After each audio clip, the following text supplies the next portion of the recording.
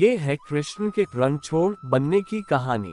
भगवान श्री कृष्ण का जन्म कंस का वध कर समस्त पृथ्वी लोक को उसके अत्याचारों से मुक्त कराने हेतु हुआ था। किशोरावस्था में ही वह गोकुल से मथुरा आ गए तथा दुष्ट कंस का वध किया। कंस की मृत्यु से दुखी उसके श्वसुर जरासंध ने एक विशाल सेना लेकर मथुरा पर आक्रमण कर दिया। इस आक्रमण में उसके साथ शिशुपाल और काल्यवन जैसे शक्तिशाली राजा भी शामिल थे।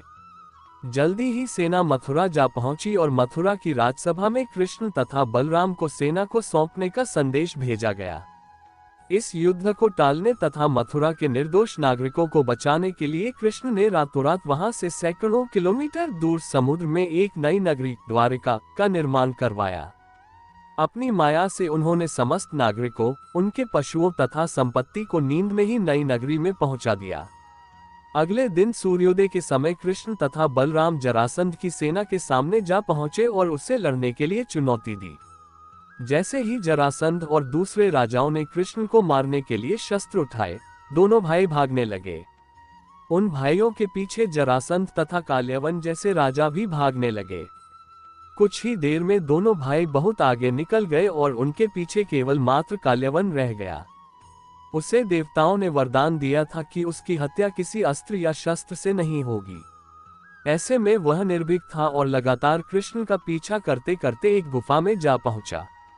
गुफा में राजा मुच्चुकुंद सो रहे थे, जिन्हें इंद्रदेव ने वरदान दिया था कि जो भी उन्हें उठाएगा वो उनके देखते ही जलकर भस्म हो जाएगा। वहां पहुंचकर कृष्ण ने सोए हुए मुच्चुकुंद पर अपना पीतांबर डाल दिया और स्वयं छिप गए। काल्यवन भी वहां जा पहुंचा और सोए हुए राजा मुच्चुकुंद पर पीतांबर देख उन्हें ही कृष्ण समझ बैठा। उसने मुच्चुकुंद को उठाने के लिए लात मारी, जिसके कारण उनकी निद्रा खुल गई और उनके देखते ही काल्यवन वहीं पर जलकर भस्म हो गया। तत्पश्चात कृष्ण ने राजा मुच्चुकुंद को अपने चतुर्भुज स्वरूप में दर्शन दिए और उन्हें मोक्ष पाने का वरदान दिया।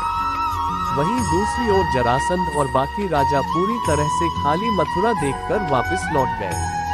युद्ध से भागकर कृष्ण ने रखा देवताओं के वरदान का मान। कृष्ण चाहते तो स्वयं भी काल्यवन और अन्य अधर्मी राजाओं का वध कर सकते थे, परंतु देवताओं के दिए वरदान का मान रखने के लिए ही उन्होंने काल्यवन को राजा मुच्चुकुंद के हाथों मरवाया। इसी तरह बाद में जरासंध का वध पांडु पुत्र भीम के हाथों करवाकर भूखरा का भार कम किया। इस तरह कृष्ण ने दिया दुनिया को उदाहरण।